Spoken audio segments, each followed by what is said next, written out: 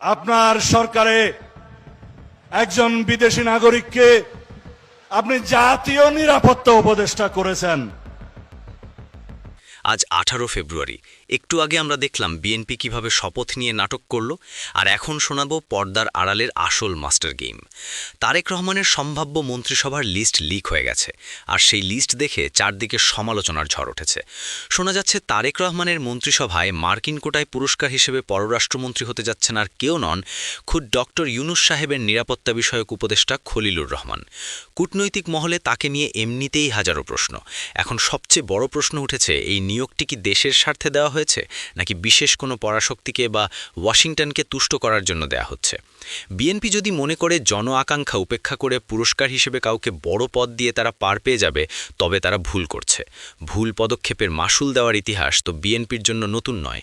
ভাই রে ভাই, রাজনীতির কি অদ্ভুত খেলা!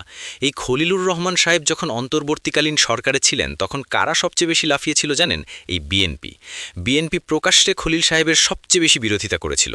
শাহেদ আলম, মানসুর আলমরা খলিল মাস্ট গো পোস্ট দিয়েছিল। তারা দাবি করেছিল খলিল দেশটাকে আমেরিকার কাছে বেচে দিবে, খলিলকে বাদ দিতেই হবে। তার পদত্যাগের জন্য বিএনপি জোরালো অবস্থান নিয়েছিল। আর আজ ঠিক ওয়াশিংটনের মাধ্যমে বিএনপিকে ক্ষমতায় এনে সেই খলিল সাহেবই মন্ত্রিত্ব পেয়ে গেলেন। মানে যারা সবচেয়ে বেশি বিরোধিতা করেছিল, তারাই আজ তাকে পররাষ্ট্রমন্ত্রীর চেয়ারে বসাচ্ছে। This is I have a plan. জনগণকে সামনে এক জিনিস দেখিয়ে পেছনে ডিল করা হয়েছে অন্য জিনিসের। আপনারা কি ভেবেছেন এই ইলেকশন খুব ফেয়ার হয়েছে? ইলেকশন ছিল জাস্ট লোক দেখানো। আসলে সব বোঝাপড়া হয়ে গিয়েছিল ডক্টর ইউনুস সাহেবের সেই বিখ্যাত লন্ডন সফরে। আর এই পুরো খেলার মূল মাস্টারমাইন্ড ছিলেন এই খলিলুর রহমান। গত কয়েকদিন থেকেই আমরা মিডিয়াতে কানাঘুষে শুনেছিলাম খলিলুর রহমান সাহেব পররাষ্ট্রমন্ত্রী হওয়ার বিনিময়ে একটি পাতানো ইলেকশন উপহার দিচ্ছেন বিএনপিকে। আর এখন আমরা দেখতে পাচ্ছি ঠিকই তিনি পররাষ্ট্রমন্ত্রীর দায়িত্ব পাচ্ছেন। How master game! Deep state, America, Khalil, Bharat, Tarique Rahman সবার উইন উইন সিচুয়েশন। মাঝখান থেকে বাঁশ খেল শুধু সাধারণ জনগণ আর জুলাইয়ের বিপ্লবীরা। খলিল তো পররাষ্ট্রমন্ত্রী হলেন, এবার আসুন আরেকজনের কথায়। বছর জুড়ে খলিল সাহেবের পাশাপাশি আরেকজনকে নিয়ে বিএনপি সবচেয়ে বেশি আপত্তি তুলেছিল। তিনি হলেন নাসিমুল গনি। বলা হয়েছিল নাসিমুল গনি থাকলে নাকি দেশে নিরপেক্ষ নির্বাচন হবে না, আর নির্বাচন শেষ হতে না হতেই ম্যাজিক। সেই নাসিমুল গনিকে নিয়ে এখন কোনো আপত্তি নেই। এই নাসিমুল গনি হয়ে গেলেন বিএনপির আমলের সবচেয়ে প্রভাবশালী পোস্ট, মন্ত্রিপরিষদ সচিব মানে ক্যাবিনেট সেক্রেটারি। বিএনপি দেখিয়ে দিয়েছে গুপ্ত রাজনীতি কাকে বলে। সামনে গালি দাও, পেছনে কোলাকুলি করো। আর এই খেলায় সফলভাবে জনগণকে ধোঁকা দিয়ে তারা ক্ষমতার মসনদে চলে গেল। অন্তর্বর্তীকালীন সরকারের সময় অনলাইনে কি ভয়ঙ্কর যুদ্ধটাই না দেখেছি আমরা। খলিলের পক্ষে সাফাই গাইছিলেন পিনাকি ভট্টাচার্য, আর খলিলের চরম বিপক্ষে ছিলেন জুলকারনাইন সায়েক। এই দুই ইনফ্লুয়েন্সার মিলে সাধারণ মানুষকে চরম কনফিউশনে ফেলে দিয়েছিলেন। এখন মনে হচ্ছে এই পুরো ছায়াযুদ্ধটাই ছিল স্ক্রিপ্টেড।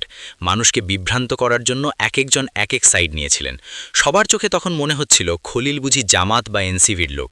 কিন্তু আজ নির্বাচনের পর রেজাল্ট কি দাঁড়ালো? খলিল আজ বুক ফুলিয়ে প্রমাণ করল সে আপাদ মস্তক একজন বিএনপির এজেন্ডা বাস্তবায়নকারী। নইলে কি তাকে তারেক রহমান পররাষ্ট্রমন্ত্রী বানান? এই পুরো গেমের সবচেয়ে বড় লসটা কার হয়েছে জানেন? জামাতে ইসলামীর।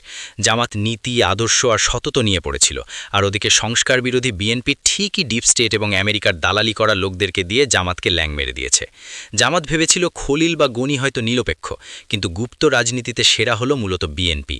জামাতের উচিত এখন নীতিকতার পাশাপাশি বিএনপির কাছ থেকেই গুপ্ত রাজনীতিটা শেখা, পলিটিক্যাল মেকানিজম শেখা, নইলে বারবার এভাবে ল্যাং খেয়ে যেতেই হবে।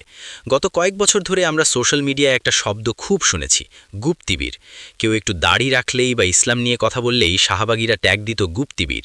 কিন্তু আজকের পর থেকে এই শব্দ বাতিল। এখন থেকে আর গুপ্তিবীর বলবেন না, এখন থেকে চারদিকে শুধু খুঁজবেন গুপ্ত বিএনপি। যাকে দেখবেন বিএনপি সবচেয়ে বেশি সমালোচনা করছেন, বুঝবেন সেই হয়তো সবচেয়ে বড় গুপ্ত বিএনপি। খলিলুর রহমান তার সবচেয়ে বড় প্রমাণ। যে খলিলকে বিএনপি প্রকাশ্য সভায় গালি দিত, সেই খলিল আজ তাদের পররাষ্ট্রমন্ত্রী। এবার চরম বাস্তবতায় আসি। এই খলিল সাহেবরা খেলাতে সফলভাবে জনগণকে ধোঁকা দিয়ে আজ মন্ত্রিত্ব পেয়ে গেলেন। কিন্তু এর মূল্য কি? মূল্য হলো জুলাইয়ের সেই 2000 শহীদের রক্ত, যাদের বিনিময়ে, যাদের রক্তে পাড়া দিয়ে এই অন্তর্বর্তীকালীন সরকারকে ক্ষমতায় বসানো হয়েছিল। সেই সরকার এবং তাদের উপদেষ্টারা আজ সেই জনগণের ম্যান্ডেটকে আক্ষরিক অর্থেই কবরস্থ করে দিয়েছে। পদ আর পাওয়ারের লোভে তারা দেশের স্বার্থ ওয়াশিংটনের হাতে তুলে দিলেন। জন আকাঙ্ক্ষা উপেক্ষা করে পুরস্কার হিসেবে কাউকে বড় পদ দেওয়ার মাসুই বিএনপিকে খুব অল্প দিনেই দিতে হবে। যে জনগণ ফ্যাসিজমকে মাটির সাথে মিশিয়ে দিতে পারে, সেই জনগণ এই গুপ্ত বিএনপিদের মাস্টার গেমও খুব দ্রুতই ধ্বংস করে দেবে। বিষয়টি নিয়ে শিল্পী জায়েদ খান নাদিম একটি মারাত্মক থিওরি দিয়েছেন। তার মতে ইউনুস সরকারের নিরাপত্তা উপদেষ্টা খলিলুর রহমান শুধু আমেরিকারই লোক ছিলেন না, তিনি মূলত বিএনপি আর ভারতের গোয়েন্দা সংস্থার রয়ের মধ্যে সম্পর্ক স্থাপনের প্রধান মধ্যস্থতাকারী ছিলেন। আর এই অসাধারণ দালালি বা মধ্যস্থতা করার পুরস্কার হিসেবেই বিএনপি তাকে টেকনোক্র্যাট মন্ত্রী করেছে। মানে যে ভারতকে গালি দিয়ে বিএনপি এতদিন রাজনীতি করল, দিন শেষে সেই ভারতের শর্ত মেনেই তারেক জিয়া দেশে এসেছেন এবং সাউথ ব্লকের পরামর্শ অনুযায়ী দেশ চালাবে। ভারত বিএনপিকে ক্ষমতায় আনলো, এতে তাদের লাভ কি? লাভ হলো এবার তারা বিএনপিকে দিয়ে খেলবে। ভারত একদিক দিয়ে বিএনপিকে বাধ্য করবে নানা রকম জনবিরোধী আইন, সংবিধান সংশোধন এবং ভারত তোষণমূলক কার্যকলাপ করতে। আবার অন্যদিকে ভারতেরই আরেকটা উইং এর বিরুদ্ধে সাধারণ জনগণকেও প্রতিবাদী করে তোলার চেষ্টা করবে। জায়েদ নাদিমের প্রেডিকশন হলো বিএনপি যখন চরম অজনপ্রিয় হবে, তখন জামাত একা বিএনপির বিরুদ্ধে আন্দোলন করে পারবে না। তখন তারা কাকে পাশে নেবে? পতিত আওয়ামী লীগকে। আওয়ামী লীগও বাঁচার তাগিদে মাঠে নামবে। এরপর জামাত আর আওয়ামী লীগ এই দুই চিরশত্রু মিলে অঘোষিত জোট করে বিএনপিকে খেয়ে দেবে বা ক্ষমতাচ্যুত করবে। জামাত খুশি, আওয়ামী লীগ খুশি, জনগণও খুশি। শুনতে রূপকথার মতো মনে হলেও পলিটিক্সে কোনো কিছুই অসম্ভব নয়। আর এই ঘটনা ঘটতে সর্বোচ্চ 2 থেকে 3 বছর সময় যেতে পারে। এই জিওপলিটিক্যাল আলোচনার মাঝেই আজ 17 ফেব্রুয়ারি দেশের রাজনীতিতে সবচেয়ে বড় বজ্রপাতটি ঘটেছে। গত 12 ফেব্রুয়ারি অনুষ্ঠিত গণভোটের যেখানে হ্যাঁ ভোট জিতেছিল, সেটার বৈধতা চ্যালেঞ্জ করে এবং 13 ফেব্রুয়ারি ঘোষিত ফলাফল বাতিল চেয়ে হাইকোর্টের রিট দায়ের করা হয়েছে। আজ মঙ্গলবার সুপ্রিম কোর্টের আইনজীবী ABM আতাউল মজিদ তৌহিদ জনস্বার্থে এই রিট দায়ের করেন। হঠাৎ করে এই রিট কেন? কার ইশারায় সকালে বিএনপির সংস্কার পরিষদ শপথ বয়কট করল আর বিকেলেই গণভোট বাতিলের রিট হয়ে গেল? এটা কি শুধু কাকতালীয়?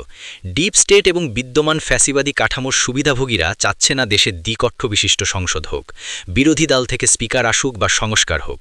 এই রিট হলো সেই আইনি ষড়যন্ত্রের প্রথম ধাপ, যার মাধ্যমে পুরো গণভোটের রায়কে ডাস্টবিনে ফেলে দেওয়ার পায়তারা চলছে। তার মানে কি দাঁড়ালো? তার মানে দাঁড়ালো জুলাইয়ের বিপ্লবের সব কিছু শেষ। এত জীবনদান, এত মানুষের পঙ্গুত্ব বরণ, সব কিছু আক্ষরিক অর্থেই বৃথা গেল। কোনো সংস্কার হচ্ছে না। বিএনপি তো আজ পরিষ্কার করেই দিল যে তারা সংস্কার বাস্তবায়নের কোনো শপথ নেবে না। আর এখন আদালতকে ব্যবহার করে গণভোটকেও বাতিল করার চক্রান্ত চলছে। যে ফ্যাসিবাদী কাঠামোর বিরুদ্ধে মানুষ রাস্তায় নেমেছিল, সেই কাঠামোকেই সযত্নে লালন পালন করার জন্য বিএনপি আর ডিপ স্টেট হাত মিলিয়েছে।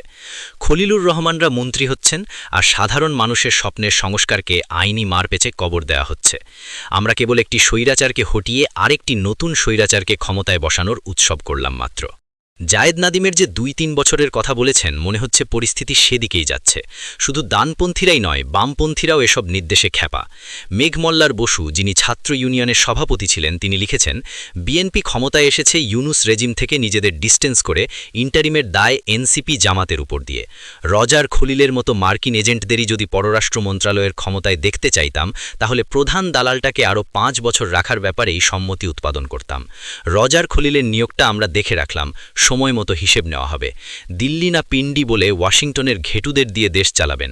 তার মানে প্রথম আন্দোলনটাই মার্কিন বাণিজ্য চুক্তি নিয়েই করতে হবে জনগণকে। Thank you BNP. তো দর্শক, এই বিষয়টিকে আপনি কিভাবে দেখছেন জানান মন্তব্যের ঘরে। আর এই চ্যানেলে নতুন হলে অবশ্যই সাবস্ক্রাইব করুন এবং বেল আইকনটি বাজিয়ে রাখুন।